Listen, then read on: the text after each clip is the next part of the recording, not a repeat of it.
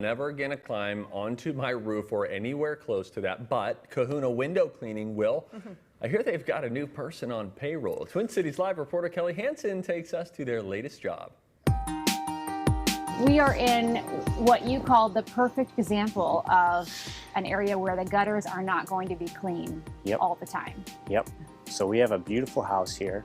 This beautiful house has a beautiful oak tree. And oak trees, they drop a lot of acorns and leaves and sticks as well. So I expect to find a lot of sticks and debris, maybe a tennis ball, who knows, in these gutters. All around the house are trees. And so this is a prime example of a place that needs to have their gutters cleaned Several times a year. Several times a year. At least 2 times a year, maybe more. The importance of gutter cleaning, besides it looking better, are what? So the importance is not just cosmetic. When the gutter system is properly operating, it directs the water away from the house. And if it doesn't do that, it can cause issues to the foundation long term. Not to mention insect infestation and just a lot of other issues that can happen to the fascia and well-being of the house. You climb up on a lot of roofs. You've seen a lot of things. How does this one compare to others? This one's probably a little worse than most.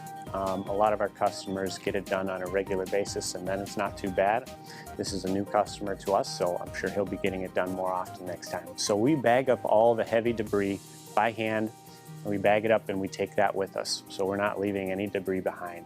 Any loose or small particles in the gutter are going to get rinsed out or blown out, depending on the time of year. And then anything that drops onto the deck or the patio, we're going to blow off with a leaf blower and make sure that the patio areas are cleaner than when we got here. I asked Andy if he would put me to work because every time I'm with him, I'm like, man, that looks like it'd be fun to climb up that ladder, and here we are. I can visibly see that there's a job ahead of us today.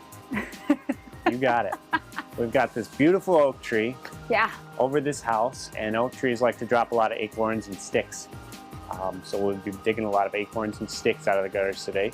Maybe we'll find a golf ball or a wiffle ball or a tennis ball. I thought you were going to say an animal. We could find an animal I'm not going up there.